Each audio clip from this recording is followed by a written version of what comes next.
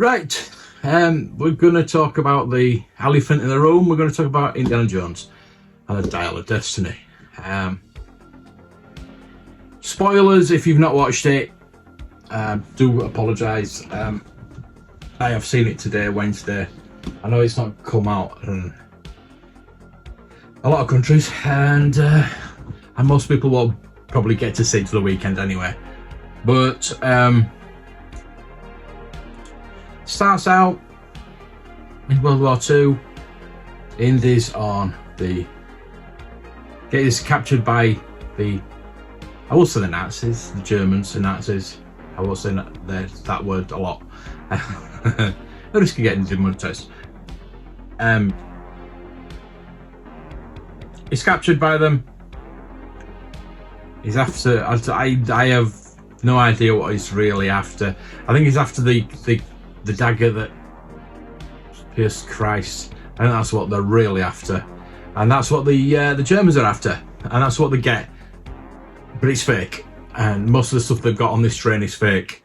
But there's one item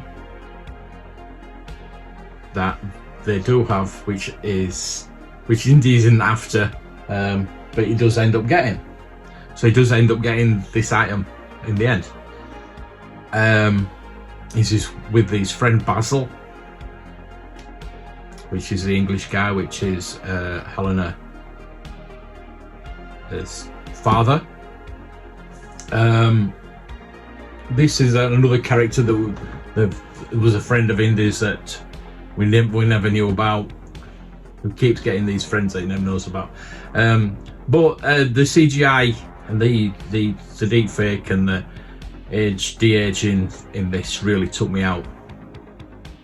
I was really looking forward to this because it was proper indie, but it's very uncanny valley. It just took me out quite a bit, and up to the point where there's a train and it's running on top of the train. The music's going. I'm thinking, I don't know. It just took me out of it, and it's supposed to be probably the best bit of the film I've heard. So basically, he gets the Dial of Destiny off part of it, and it sends Basil mad, and Basil gives Indy the Dial of Destiny, and it's hidden away up until 1969, when Basil's daughter comes and tries to get it, and she gets it, and she tries to sell it, which I don't understand why she tries to sell it when it was her father's work, and she went to get it for I don't know. Her father's passed away anyway, so yeah, the story is very disjointed. There seems to be a lot of things shoehorned into this story. The Germans are shoehorned because the Germans have got to beat Indies. I think there's only Temple of Doom where the Germans aren't they? Oh well, there's Crystal Skull, which is the Russians, but they are a plan for the Germans out there. But there's a lot of things shoehorned. It doesn't feel like an Indiana Jones movie. It doesn't get going until it doesn't feel like an Indiana Jones movie until they are going to search for the part that they need to fix this Dial of Destiny together. So it takes a while to get going.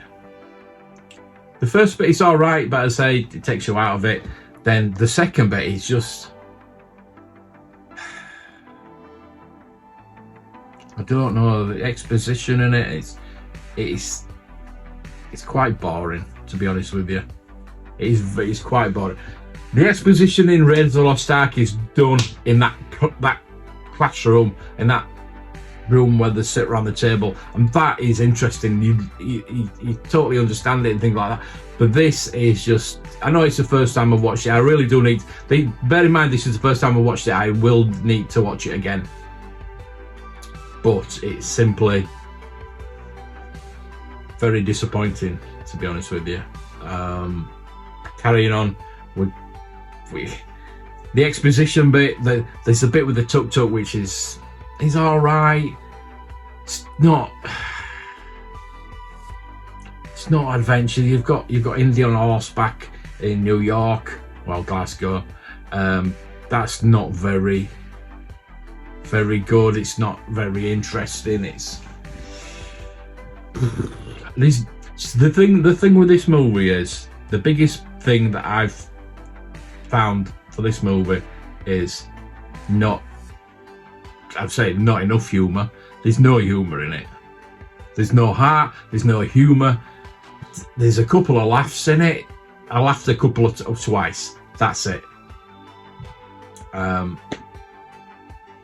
But they're like callback gags, basically, and you can't hold a film up with member berries, and there's not a lot of those, to be honest with you. Salah is shoehorned in. The Germans are shoehorned in.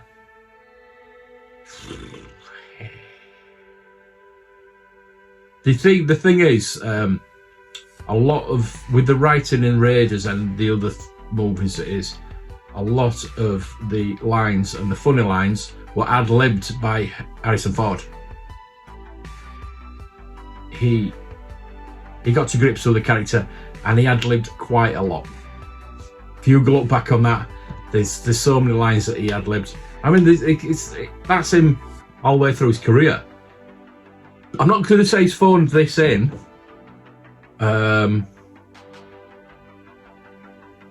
But it kind of has a bit. It's his, I mean, at his age, he's not going to do all the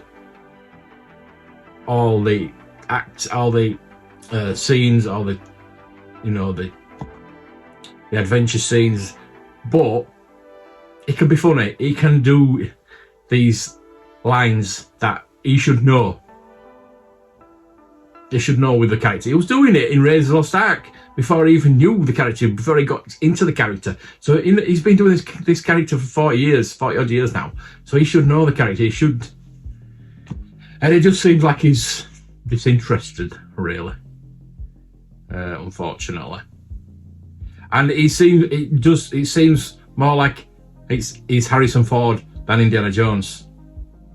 At this point, he's Harrison Ford, not the character he's supposed to be playing, which is a shame, especially with Indy. He's hardly ever wearing his outfit. It's definitely his hat. He needs to wear his hat. Indy never lost his hat. Never lost his hat, and he's hardly wearing it in this. But another thing as well, which I think is one of the main points, is John Williams' soundtrack is not good. I know it's the first time I'm hearing it, and it might get better, but it's just when you hear Star Wars for the first time, you hear Raiders of the Lost Ark for the first time. Most of the soundtracks are fantastic. This is very bland. The Indie March is misused. It's not used in certain things, like when they're doing the map, they're doing the red line of the map. That they're supposed to be and then it's not in there. And then there's parts where they shouldn't be there, and it plays, and it's like a few bars, and you're thinking, no, don't overuse it, obviously, but it's like when he's running across the train, it plays a bit, but you still don't feel like it's indie, and that's pretty bad. Another point is, I like Phoebe Waller-Bridge. I really like her, but the writing in this made her horrible. She's not likable. Made her a baddie, really. Made her more like Belloc. She's very, very much like Belloc. But Belloc was a good baddie, if you know what I mean. And the baddies in this are terrible. there's the big guy. The big guy, I wanted him to have a fight with Indy. I know it's going to be hard with an 80-year-old guy fighting a bloody big, and he is big, but he died, and you don't really know he died. You kind of know he died, but you know what I mean. It's not like a Pat Roach death. There's nothing gruesome. There's nothing. It starts off with Disney. It comes up with Disney, and then Paramount, and it doesn't fade to a mountain, which disappointed me. It goes into Lucasfilm, and then the Lucasfilm logo goes on a door lock. So the Lucasfilm logo transfers into the movie, not the Paramount, which disappointing. But you know, it's. I really wanted to love it. I really did, and honestly, I'll watch it again. And if it might get better with more watches. I hope it does. I think at this moment in time, I like Crystal Skull better.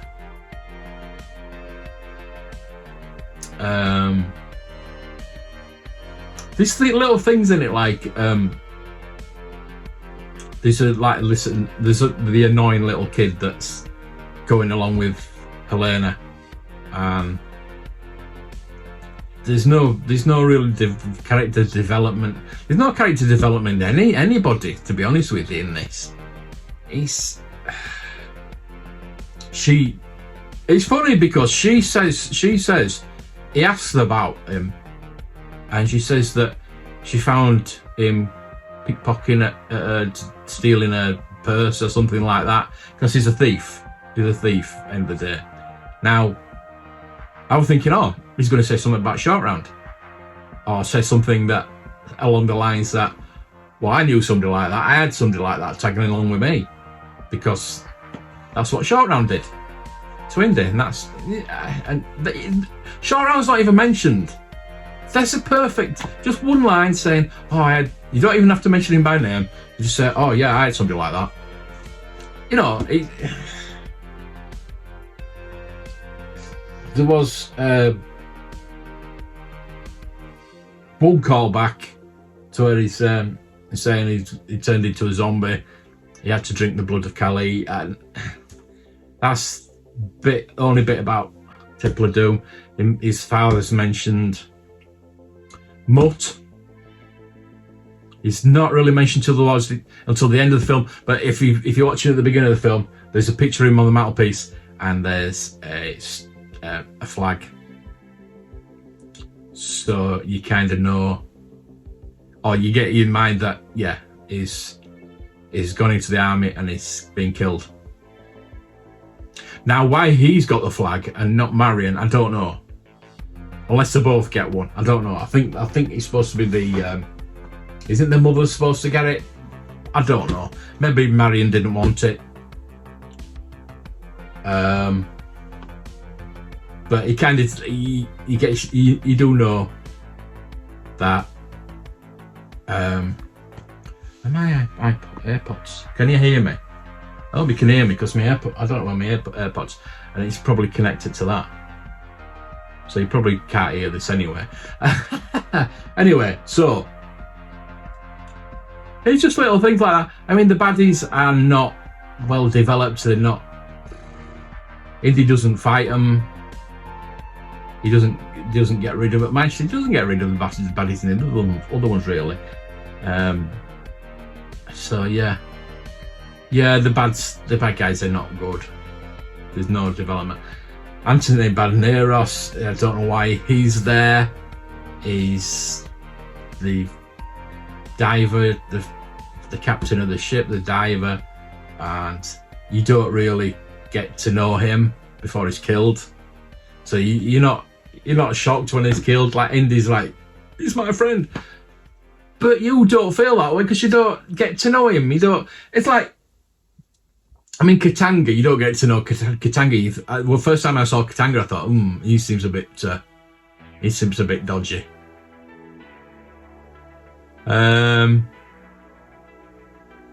but I think there was more character development in him than Antonio Banderas. So, and there's a figure coming out for him as well, and I don't know why. You could have got just an unknown actor to play that role. It's why I don't know if it give it more gravitas because it was him. I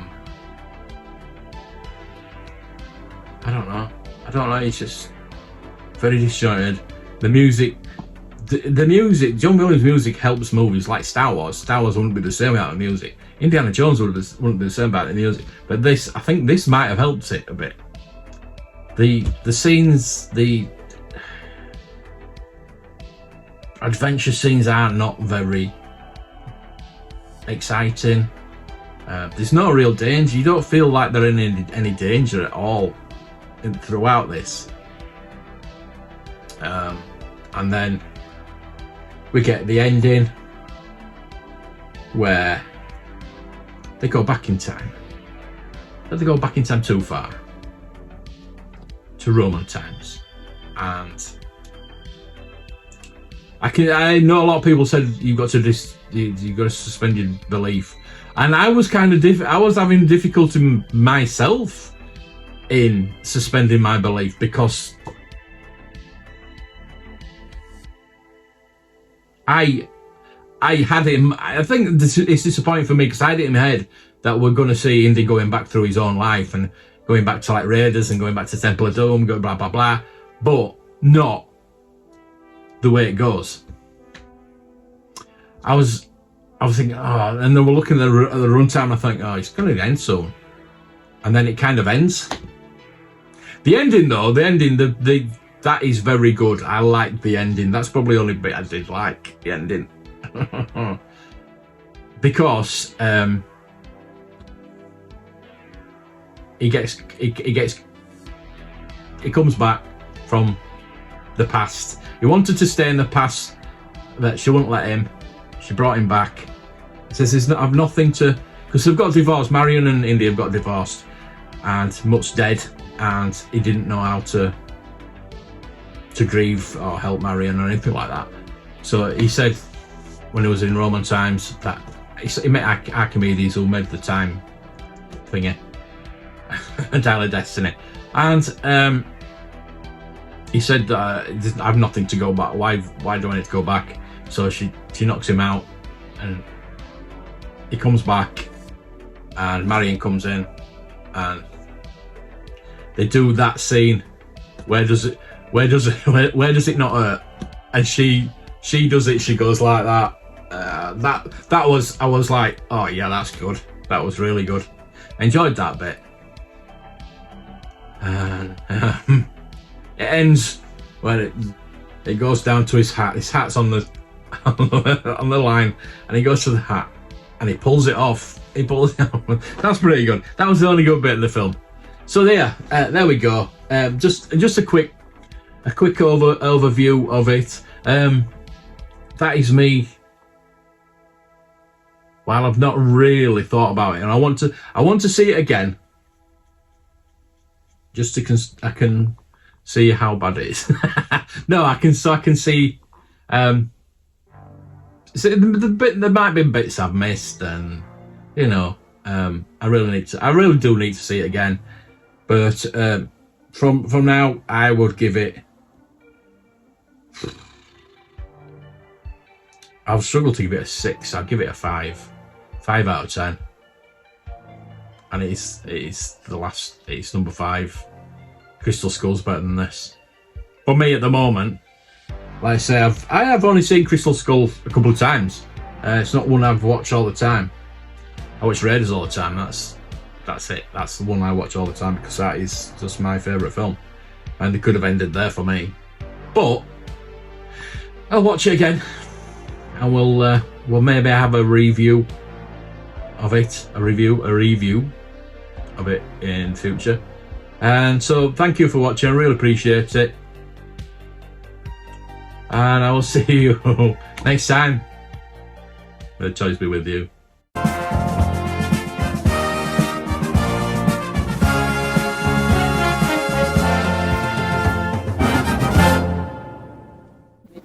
under arrest. Look, I'm under what? Gentlemen, this is Democracy Manifest.